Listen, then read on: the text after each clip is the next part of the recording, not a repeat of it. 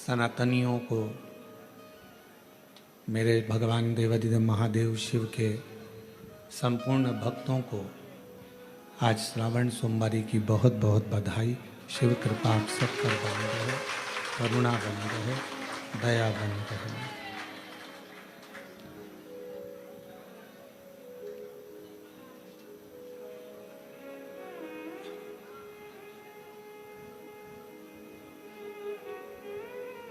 श्रावण का महीना और उसमें सोमवारी का दिन। श्रावण का महीना किसी आडंबर के लिए या दिखावे के लिए नहीं है। श्रावण का महीना भगवान शिव की अविरल भक्ति को प्राप्त करने के लिए।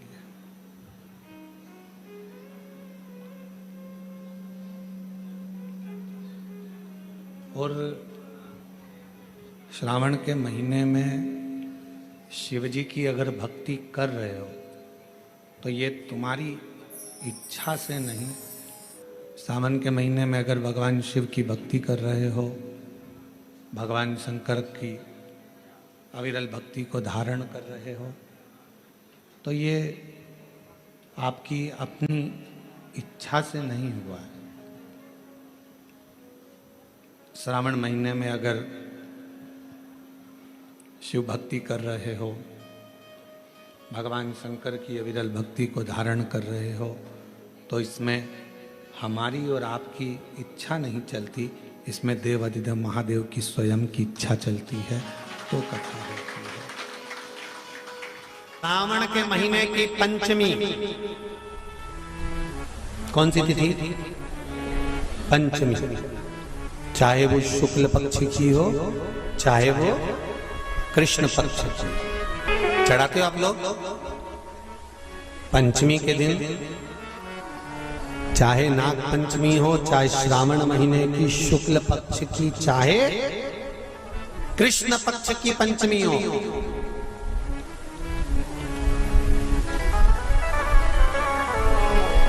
शिव जी पर जल चढ़ाया गया।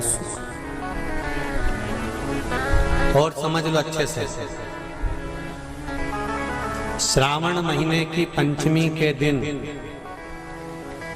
देवाधिदेव महादेव पर चढ़ाई गई शमी पत्र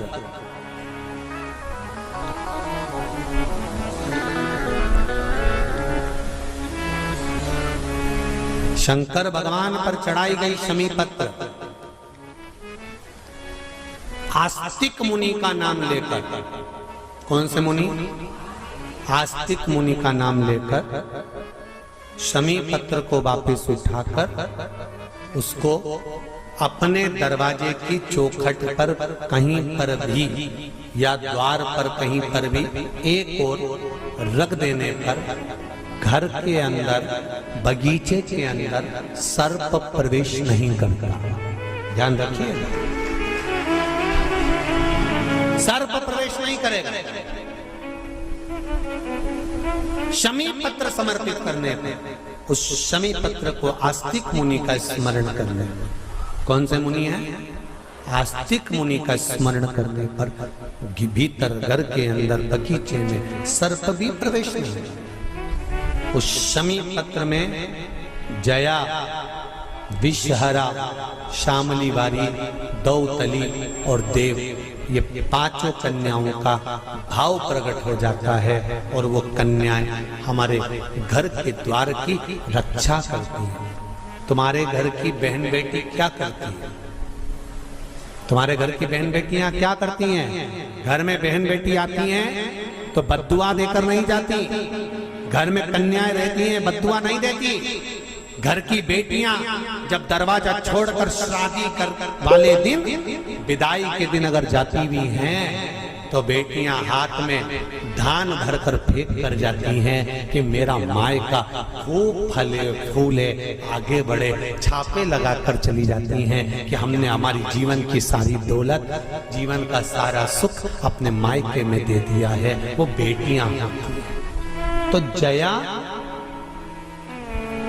विषहरा, शामली बारी, दौतली, देव, ये उस घर में निवास करती हैं जिससे ये घर में हम रक्षा कर सकते, रक्षा कर सकते। श्रावण के महीने की पंचमी, कौन सी तिथि? पंचमी, चाहे वो शुक्ल पक्ष की हो चाहे वो कृष्ण पक्ष की। श्रावण महीने की पंचमी के दिन शंकर भगवान पर जिस जिस परिवार के व्यक्ति का कांवड़ जल हमने बताया है आपको, जरूरी नहीं है कि डंडा बांधकर 2 कावड़ के जल के लोटे लेकर जाओ, आप अपने हाथ में भी 2 पात्र लेकर जा सकते हैं। पंचमी तिथि के दिन हाथ में 2 लोटे जल के, 2 कलश जल के जब हम शंकर भगवान को चढ़ाते हैं तो ऊपर जो कमंडल होता है शिव जी के ऊपर जलधारी होती है, जिसमें जया, विषहरा, शामली बारी, दौतली और देव, शंकर भगवान की 5 बेटियां जिसमें विराजमान होती हैं। जब हम जल समर्पित करते हैं, हमारे पीढ़ी में, परिवार में अगर कोई अधोगति में मर गया होता है, कुंवारी अवस्था में चले गया होता है, गर्भ में मर गया होता है, गर्भ के बाहर निकल कर भी अगर कुंवारी अवस्था में चले गया होता है, तो श्रावण महीने की दोनों पंचमी पर परिवार का अगर कोई एक व्यक्ति भी जल चढ़ा देता है शंकर भगवान पर, तो सर्प की योनि में नहीं पड़ता, जीव मुक्त हो जाता, प्रेत योनि में सर्प की योनि से मुक्त हो जाता।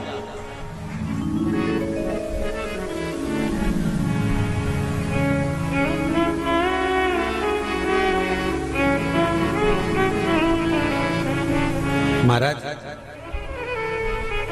हमारे यहाँ सांपों की पूजन कौन से दिन होती, कौन सी तिथि में करते हैं? जम के बोलो जरा। नाग पंचमी। नाग पंचमी का मतलब क्या है? सांपों की पूजन करो। नाग पंचमी का मतलब होता है शंकर जी के मंदिर में जाकर 1 लोटा जल समर्पित कर दो। उसका कारण क्या है कि हमारे परिवार में, हमारे कुटुंब में कोई 7 कुटुंब में, परिवार में कोई 7 पीढ़ी के अंतर्गत भी अगर कोई जीव तड़प रहा होता है, पड़ा हुआ होता है, उसकी मुक्ति नहीं होती है, तो पंचमी का चढ़ा हुआ जल उस जीव को प्राप्त हो जाता है और वो जीव तर जाता है, उसका फिर जन्म नहीं होता, वो तर। इसको मुक्तता कहता है। 5 स्थान है जहां पर भगवान शंकर को चढ़ा हुआ जल यदि हम लगाते हैं तो हमारे 9 ग्रह, चाहे शनि हो, चाहे राहु हो, चाहे केतु हो, चाहे बृहस्पति हो, सारे ग्रह हमारे अनुकूल हो जाते हैं। 5 स्थान बताए और बड़े सावधानी से स्मरण करिएगा उन 5 स्थानों का। शिव जी पे चढ़े हुए जल को यदि हम झेल कर अपनी नेत्रों पर लगाते हैं, मस्तिष्क पर लगाते हैं, कर्णों पर लगाते हैं, कंठ पर लगाते हैं और अपने हृदय पर लगाते हैं, तो व्यक्ति की जिंदगी में कैसा भी ग्रह का दोष हो वो धीरे धीरे समाप्त होते चले जाते। नेत्र, कर्ण, मस्तिष्क, कंठ और हृदय,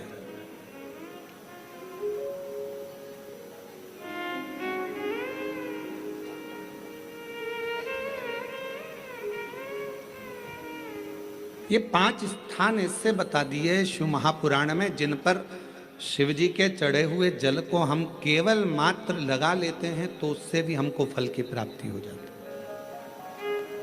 5 स्थान शिव जी को चढ़े हुए जल को लगाने का। पहला स्थान बोलिए, जम के बोलो जरा, नेत्र। दूसरा स्थान कर्ण, तीसरा स्थान मस्तिष्क, चौथा स्थान कंठ और 5वां स्थान अपना हृदय।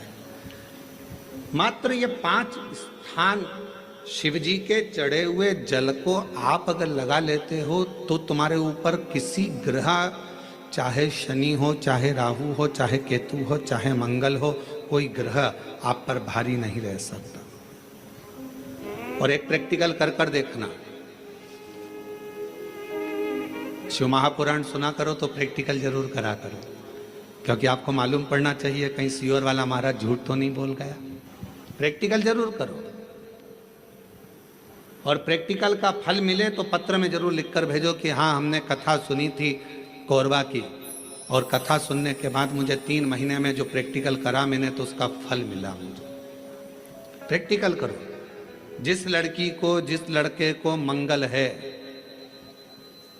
और ब्राह्मण देवता ने यदि आपको कहा कि इनको मंगल है, इसकी शादी में देरी हो रही है, मंगल के कारण अगर शादी रुक रही है, देरी हो रही है, विवाह में देरी हो रही है, तो उस बेटी और बेटे को 3 महीना लगातार शिवजी पे चढ़े हुए जल को इन 5 स्थान पर लगाना प्रारंभ कर दे। 3 महीने के बाद वो खुद कहेगा कि हाँ हमारा संबंध जम गया, हमें मंगल से कोई दोष नहीं लगा। स्वयं शिव कृपा करते हैं, स्वयं शंकर करुणा।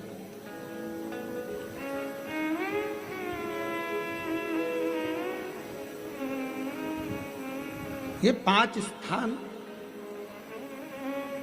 मेरे देव अधिदेव महादेव की अविरल भक्ति के लिए, निर्मल शुद्धि के लिए है।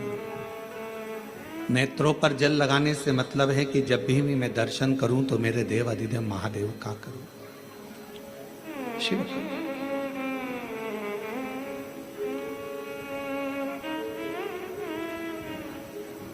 कंठ पर जल लगाने से मतलब है कि मेरे मुख से जो वाणी निकले, और मान लो मेरे मुख से कोई अपशब्द निकल गया तो किसी का बुरा ना हो जाए।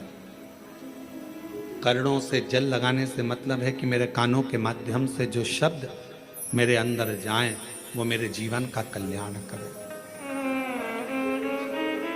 मस्तिष्क पर जल लगाने से मतलब है कि मेरे भगवान के चरण का जल, उनकी रज मेरे सिर पर चढ़ी रहे और मेरे जीवन में कभी अहंकार ना आए। हृदय पर जल लगाने से मतलब है कि मेरे हृदय में भगवान शंकर के चरणों का वास नित्य प्रतीत रहे, हमेशा।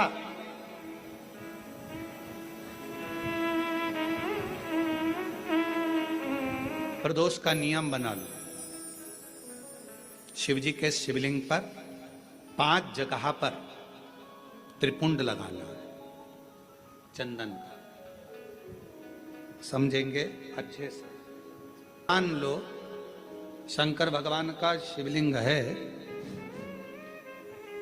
और ये शिव जी का शिवलिंग है, ये जलाधारी है, ये गणेश जी का स्थान, कार्तिकेय का स्थान, बीच में अशोक सुंदरी का स्थान।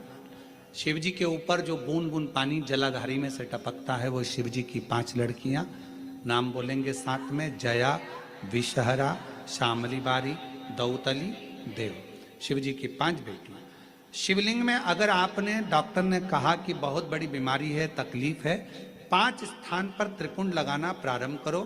पहला, दूसरा, तीसरा, चौथा, 5वां। अर्थात शिवलिंग के कहीं पर भी भाग पर आप अगर 4 स्थान पर नीचे भी लगाएं और 1 स्थान पर ऊपर भी लगाएं, शिवलिंग के किसी भी भाग पर 5 जगह पर चंदन का लेपन करना प्रारंभ करो। उसी चंदन के भाग में से 5 जगह का नमः शिवाय बोलकर थोड़ा सा चंदन लेकर आइए, कंठ पर और वक्षस्थल अर्थात हृदय पर उसको लगाना प्रारंभ करो। धीरे धीरे धीरे धीरे रोग कंट्रोल में आएगा और दुख मिटना प्रारंभ हो जाएगा। दुख मिटेगा। शिव जी के पंचानंद मुख से पंचाक्षर मंत्र प्रगटा है। कौन सा मंत्र है? सब बोलिए, नमः नमः। राम जी तक अगर तुमको तुम्हारी पूजन पहुंचाना है, भगवान कृष्ण तक तुम्हें अपनी कोई पूजन पहुंचाना है, देवी जी तक तुम्हें कोई पूजन पहुंचाना है, बृहस्पति महाराज, नवग्रह, राहु, केतु, चंद्र, सूर्य, बुध, मंगल, जो भी ग्रह हैं, शनि आदि, उन तक तुम्हें अपनी पूजन पहुंचाना है। अपनी कुल देवी, कुल देवता, पितर देवता, जितने भी देवी देवता हैं उन तक अगर आपको कोई पूजन पहुंचाना है तो किसकी पूजन करेंगे? तो कहा शंकर भगवान की अगर किसी ने पूजन कर ली तो 33 कोटि देवता तक वो पूजन पहुंच जाए। फिर वो पूजन 33 कोटि देवता तक पहुंच जाएगी। ये जितने भी देव हैं, जितने भी देवता हैं, जितनी भी देवियां हैं, जितने भी देव आदि हैं, चाहे वो पितर देव हों, चाहे कुल देव हों, चाहे वो कुल देवी हो, और जितने भी देवी देवता हैं, ये वृक्ष की पत्तियां, फूल और फल हैं, और मेरा देवाधिदेव महादेव इस वृक्ष की जड़ है। जड़ को पूज लोगे तो सारे वृक्ष के अपने आप पूरी पत्तियों को, पूरे फल को, पूरी पुष्प को पूज दिया।